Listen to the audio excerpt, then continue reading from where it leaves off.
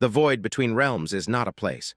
It is an absence of place, a silence between breaths, a pause in the heartbeat of existence. It is here in this starless expanse that the gods sometimes meet, though such meetings are rare, for the void does not welcome visitors. It is a realm of echoes, where the whispers of forgotten prayers and the sighs of ancient powers linger like shadows.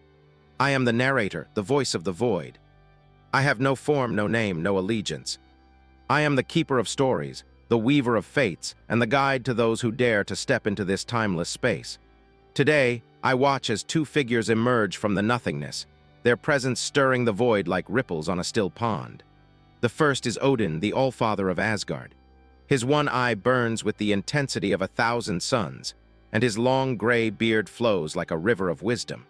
He carries Gungnir, his spear which hums with the power of the cosmos. At his shoulders perch Hugin and Munin, his ravens, their black feathers glinting with the light of distant stars.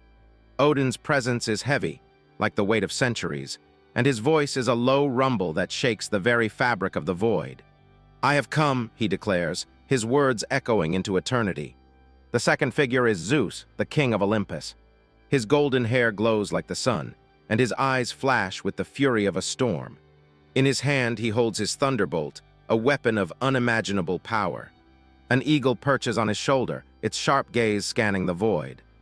Zeus's presence is electric, crackling with energy, and his voice booms like thunder.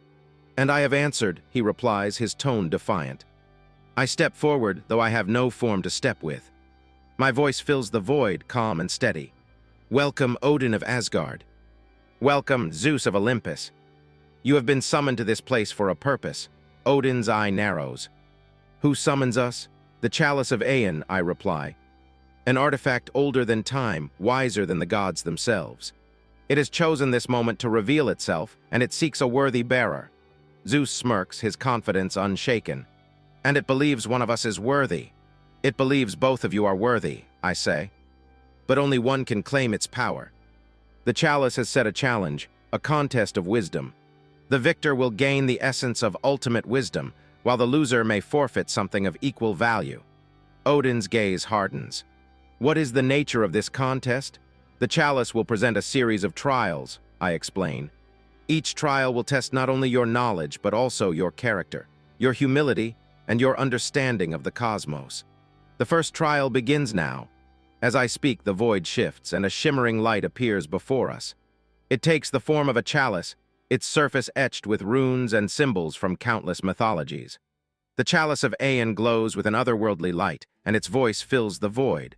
A voice that is both ancient and ageless, wise and unknowable. "Welcome, Odin. Welcome, Zeus," it says. "You seek wisdom, but do you understand its price? To gain true wisdom, you must first confront the truths you fear the most." Odin and Zeus exchange a glance, their rivalry momentarily forgotten. The chalice continues. "The first trial is the riddle of the forgotten. Answer correctly, and you may proceed. Fail, and you will remain trapped in the void forever." The chalice's light intensifies, and the void around us begins to shift. Images appear, fragments of memories, glimpses of lives long past. The riddle of the forgotten is not a simple question. It is a tapestry of stories, a puzzle woven from the threads of history. Odin closes his eye, his mind reaching out to Hugin and Munin. The ravens take flight, their wings slicing through the void as they gather knowledge from the echoes of the past. Zeus, meanwhile, raises his thunderbolt, calling upon the muses for inspiration. The air crackles with energy as the two gods prepare to answer the riddle. The chalice speaks again, its voice echoing through the void. What is forgotten is never truly lost. What is remembered is never truly found. "What am I?" Odin's eye snaps open and he speaks first.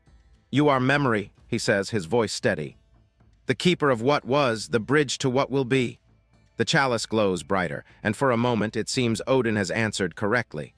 But then Zeus steps forward, his voice ringing with authority. "No," he says. "You are not memory. You are the absence of memory, the void that remains when all else is forgotten." The chalice's light flickers, and the void grows still. Then it speaks again. "Both answers are true, yet neither is complete. The riddle has no single answer, for wisdom is not a destination but a journey. You have both passed the first trial. Odin and Zeus exchange a wary glance, their rivalry reignited. The chalice's light dims, and the void returns to its starless expanse. Prepare yourselves, I say. The next trial will test not your minds but your hearts. And with that, the void shifts once more, and the gods step into the unknown. The stage is set, the players are in place, and the game has begun. Odin and Zeus, two of the greatest gods of their pantheons, have entered the void between realms to compete for the ultimate prize, the Chalice of Aeon. But the chalice is more than a prize, it is a test, a mirror, and a teacher. As the trials unfold, the gods will be forced to confront their deepest fears, their greatest failures, and the truths they have long sought to avoid. The journey has only just begun. The void shifts again, and the starless expanse gives way to a new landscape, a vast, shimmering mirror that stretches endlessly in every direction. Its surface is not glass but liquid light, rippling with reflections that are not quite reflections. The mirror of sacrifice, as the chalice calls it, is not meant to show what is, but what was, what could have been, and what must never be. Odin and Zeus stand before the mirror, their forms distorted by its rippling surface. The chalice's voice echoes through the void, calm yet commanding. The second trial begins, it says. To gain wisdom, you must first understand the weight of your choices. Look into the mirror and confront the sacrifices you have made, and those you have failed to make. Odin steps forward first, his one eye fixed on the mirror. The surface ripples, and an image begins to form. It is a scene from his past, one he has carried like a stone in his heart, the death of his son, Balder. The vision is vivid, almost tangible. Balder, the shining god of light, lies lifeless on a pyre, his body surrounded by the grief-stricken gods of Asgard. Odin sees himself standing at the edge of the pyre, his face a mask of sorrow and regret. He remembers the prophecy, the one he tried so hard to avert. He remembers the mistletoe, the blind god Hodder, and Loki's treachery. But most of all, he remembers his own failure. I could have saved him, Odin murmurs, his voice heavy with guilt. I knew the prophecy. I knew the danger. And yet, I could not prevent it. The mirror does not respond, but the image shifts. Now, Odin sees a different version of events, one where he succeeds in saving Balder. The gods rejoice, and Asgard is bathed in light. But the vision does not last. Slowly, the light fades, replaced by darkness. The mirror shows Odin the truth. Balder's survival would have disrupted the balance of the cosmos, delaying Ragnarok, but ensuring its eventual arrival would be even more catastrophic.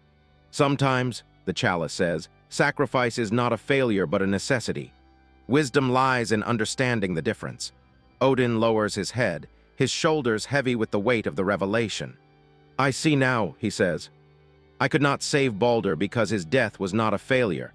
It was a sacrifice. A necessary one? The mirror's surface stills and Odin steps back, his expression thoughtful but resolute. Zeus watches silently, his arms crossed and his jaw set. He steps forward next, his golden eyes narrowing as he gazes into the mirror. The surface ripples again and an image forms, a vision of his own past. The scene is Olympus, but not as it is now. It is a younger Olympus, vibrant and full of life. Zeus sees himself seated on his throne, surrounded by the other gods. But the image is not one of triumph. It is a memory of hubris. The mirror shows Zeus at his most powerful and his most reckless. He sees the countless mortals who suffered because of his whims, the wars he incited, the lives he destroyed. He sees the consequences of his infidelity, the jealousy of Hera, the wrath of his children, the chaos that spread across the mortal world. But the mirror does not stop there. It shows him a different path, one where he rules with wisdom and restraint. In this vision, Olympus is a beacon of order and justice, and the mortals prosper under his guidance. But the vision is fleeting, replaced by a darker truth. You see what could have been, the chalice says, but you also see why it could not be. Your power is vast, but it is not limitless. Your choices have consequences, and those consequences shape the world. Zeus clenches his fists, his thunderbolt crackling with energy. I am the king of Olympus, he growls. I do not need to be reminded of my failures. Then why do you fear this trial? The chalice asks. True wisdom requires humility. It requires you to confront not only your triumphs, but also your mistakes. The mirror shifts again, showing Zeus a final vision, the prophecy of his downfall.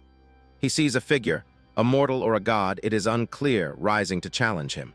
He sees his throne crumbling, his power fading. The vision is brief but devastating. Zeus steps back, his face pale. "Is this my fate?" he asks, his voice uncharacteristically quiet. "It is a possibility," the chalice replies. "But fate is not fixed. Wisdom lies in understanding that even the mightiest can fall, and that true strength comes from knowing when to yield." The mirror's surface stills and the trial ends. Odin and Zeus stand side by side, their expressions a mix of contemplation and unease. The chalice's voice fills the void once more. "You have both faced the mirror of sacrifice. You have seen the weight of your choices and the consequences of your actions. But the trials are not yet over. The next challenge will test not your minds or your hearts, but your very souls." The void shifts again, and the gods find themselves standing at the entrance to a labyrinth.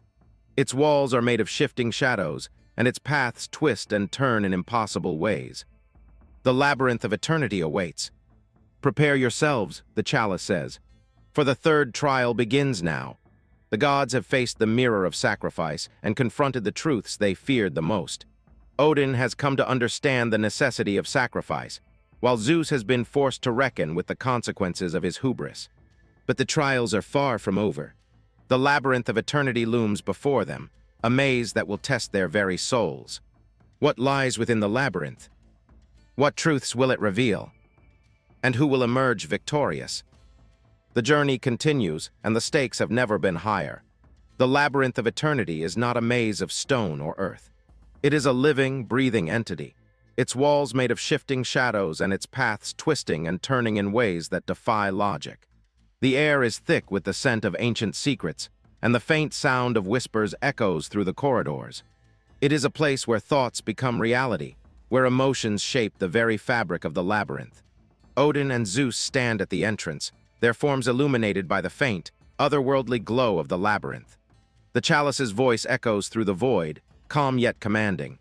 "The third trial begins," it says. "The labyrinth of eternity will test not your minds or your hearts, but your very souls. To navigate its paths, you must confront the truths you have buried deep within yourselves. Only then will you find the way out." Odin steps forward first, his one eye scanning the labyrinth's shifting walls. He grips Gungnir tightly, his ravens perched silently on his shoulders. "This is no ordinary maze," he mutters. "It is a reflection of the self." Zeus follows, his thunderbolt crackling with energy. "Then let us see what it reveals," he says, his voice tinged with defiance. The two gods step into the labyrinth, and the entrance vanishes behind them, swallowed by the shadows. The walls shift and change, forming new paths and closing off old ones. The air grows heavier, and the whispers grow louder. Odin finds himself walking down a narrow corridor, the walls closing in around him. The shadows take shape, forming images from his past. He sees himself as a young god, hungry for knowledge, sacrificing his eye at the well of Mimir. He sees the pain, the blood, the moment of transformation. The vision is vivid, almost tangible. "You sacrificed your eye for wisdom," the labyrinth whispers. "But what have you truly gained?" Odin stops, his gaze fixed on the vision. "I gained understanding," he replies. "I gained the ability to see beyond the surface, to perceive the threads of fate."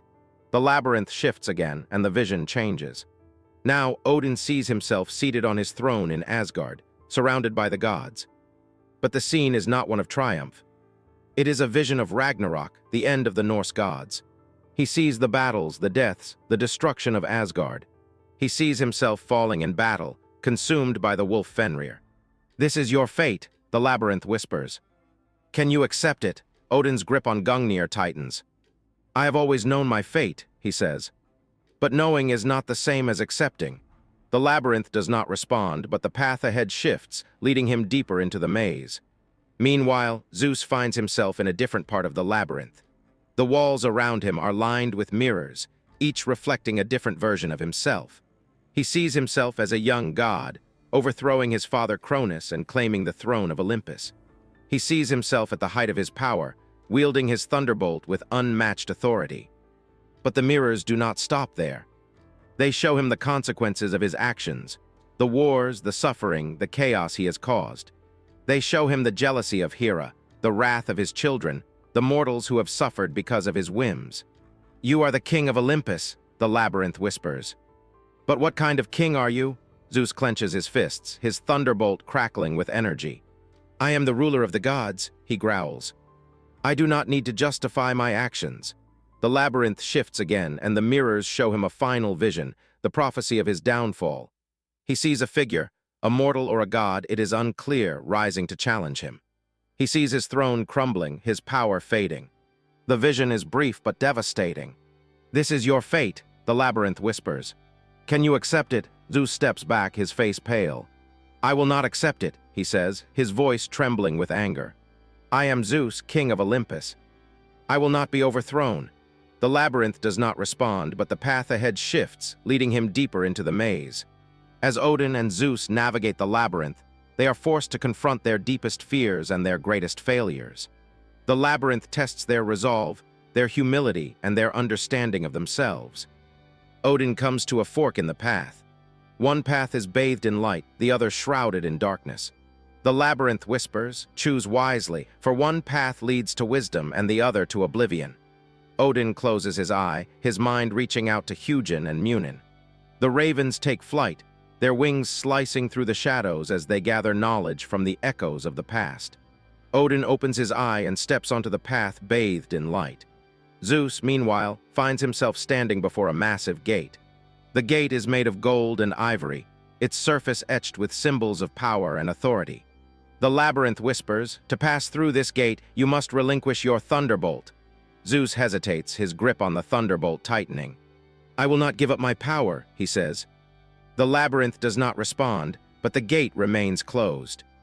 As the gods continue their journey through the labyrinth, they are forced to make impossible choices. The labyrinth tests their wisdom, their humility, and their understanding of the cosmos. Finally, Odin and Zeus find themselves standing before a massive, shimmering portal. The chalice's voice echoes through the labyrinth. "You have faced the labyrinth of eternity," it says. "You have confronted the truths you feared the most.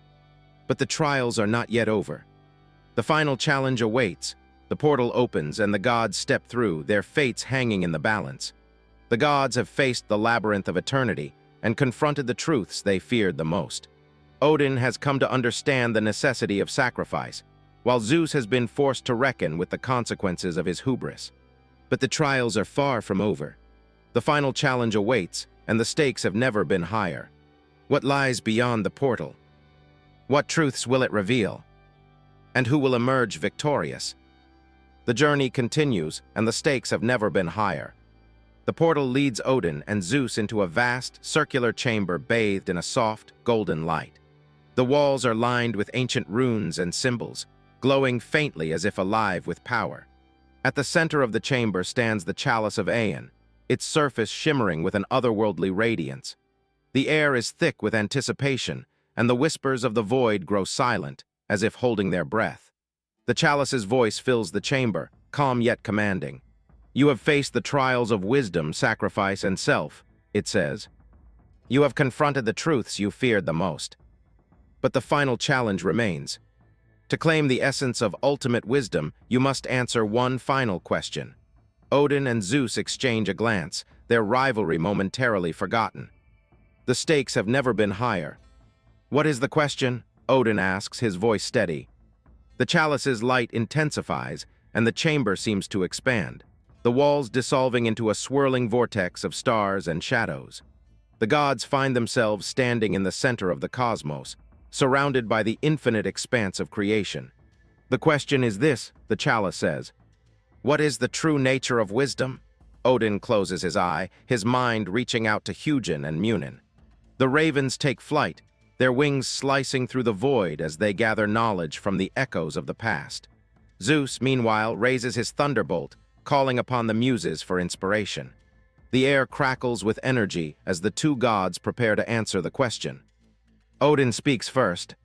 "Wisdom is the understanding of the cycles of existence," he says. "It is the acceptance of fate, the recognition that all things must end so that new things may begin. It is the courage to face the unknown and the humility to accept what cannot be changed." The chalice's light flickers, and for a moment it seems Odin has answered correctly. But then Zeus steps forward, his voice ringing with authority. "No," he says, "wisdom is not merely acceptance. It is the ability to shape the world, to wield power with purpose and restraint. It is the recognition that even the mightiest must yield to the will of the cosmos, but also the understanding that we are the architects of our own destiny. The chalice's light dims, and the chamber grows still. Then it speaks again. Both answers are true, yet neither is complete. Wisdom is not a destination, but a journey. It is the balance between acceptance and action, between humility and power. It is the understanding that we are both the creators and the creations of the cosmos. The chalice's light intensifies, and the chamber is filled with a blinding radiance. When the light fades, Odin and Zeus find themselves standing once more in the void between realms. The chalice of Aeon is gone, leaving behind only a faint, shimmering echo. The narrator's voice fills the void, calm and steady. "The trials are over," I say. "You have both faced the challenges of wisdom, sacrifice, and self. You have confronted the truths you feared the most and emerged stronger for it. But the chalice of Aeon is not a prize to be won. It is a reminder that wisdom is not about power or knowledge, but about understanding one's place in the cosmos." Odin and Zeus exchange a glance, their rivalry momentarily forgotten. "What now?" Zeus asks, his voice uncharacteristically quiet. "Now," I say, "you return to your realms armed with the wisdom you have gained. But remember, the journey is not over. Wisdom is not a destination, but a journey that continues long after the trials have ended." Odin nods, his expression thoughtful. "I will return to Asgard," he says. "I will share the wisdom I have gained with my people, and I will guide them through the cycles of existence." Zeus hesitates, his gaze fixed on the spot where the chalice once stood. "And I will return to Olympus," he says. "I will rule with greater compassion and foresight, and I will strive to be the king my people deserve." The void shifts, and the gods find themselves standing at the edge of their respective realms. Odin steps through the portal to Asgard, his ravens flying ahead of him. Zeus steps through the portal to Olympus, his thunderbolt crackling with energy. As the portals close, the void grows still once more. The whispers of forgotten prayers and the sighs of ancient powers linger like shadows, and the starless expanse returns to its timeless silence. But the journey is not over. Somewhere in another realm, the chalice of Aeon appears once more, its surface shimmering with an otherworldly light. It waits, patient and eternal, for the next worthy soul to seek its wisdom. And so the journey continues. The story concludes with Odin and Zeus returning to their respective realms, armed with the wisdom they have gained. The chalice of Aeon is not a prize to be won, but a reminder that wisdom is a journey, not a destination. The gods have faced their deepest fears and emerged stronger for it, but the journey is far from over. The final revelation leaves the audience with a sense of closure and inspiration, while also hinting at future stories.